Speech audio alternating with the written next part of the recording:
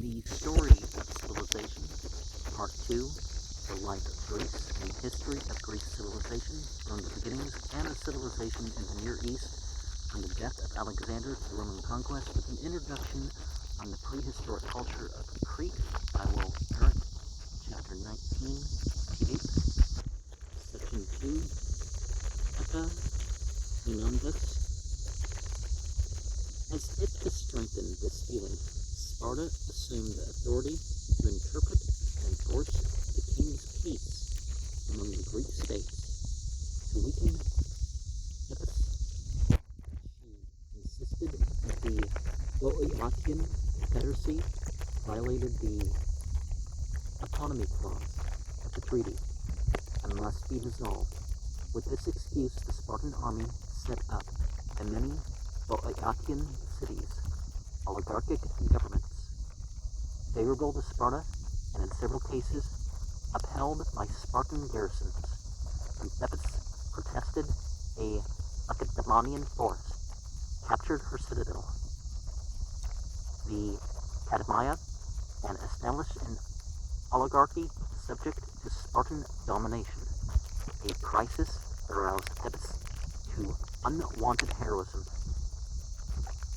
Philippides and 6 companions assassinated the 4 Laconizing dictators of Thebes and reassured Theban liberty. The Confederacy was reorganized and named Philippides its leader. Our Boeotarch.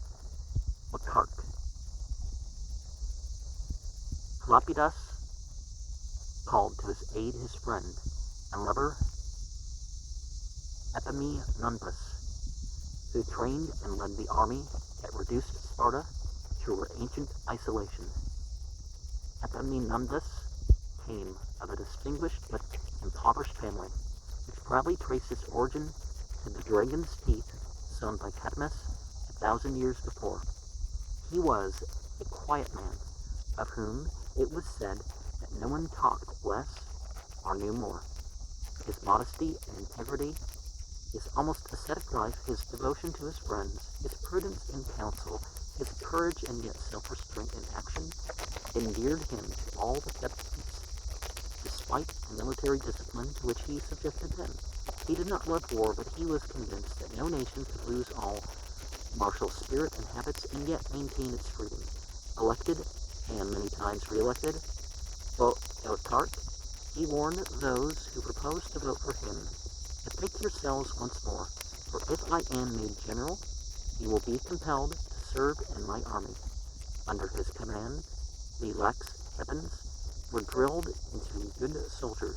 Even the Greek lovers, who were so numerous in the city, were formed by Philippides into a sacred band of 300 hoplites, each of whom was pledged to stand by his friend in battle to the death.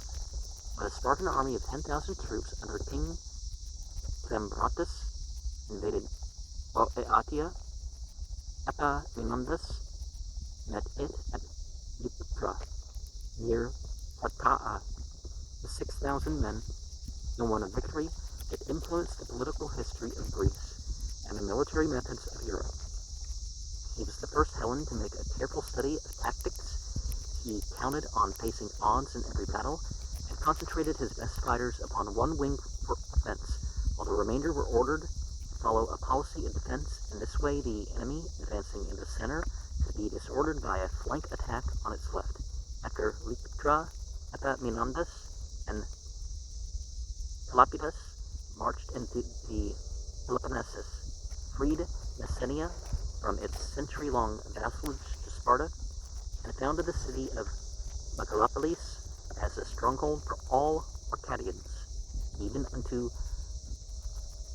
Laconia, the Theban army descended. An event without precedent for hundreds of years past. Sparta had never recovered from her losses in this campaign. She could not stand up against a single defeat, says Aristotle, but was ruined through the small number of her citizens. With her coming, the Thebans withdrew to Boeotia. Epaminondas overreaching himself in typical Greek style, began to dream now of establishing an empire to replace the unity that Athenian or Spartan leadership had once given to Greece. His plans involved him in a war with the Athenians, and Sparta, thinking to rehabilitate herself, made an alliance with Athens. The hostile armies met at Mantinea in 362 BCE. Epaminondas won, but was killed in action by Grallus, son of Xenophon. The brief hegemony of Thebes left no permanent boon to Hellas.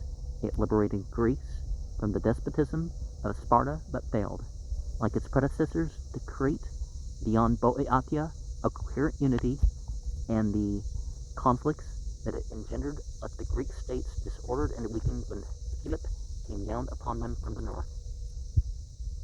Now, Grallus, does that relate somehow to the glowing material? Or is it just because that is a name that people have?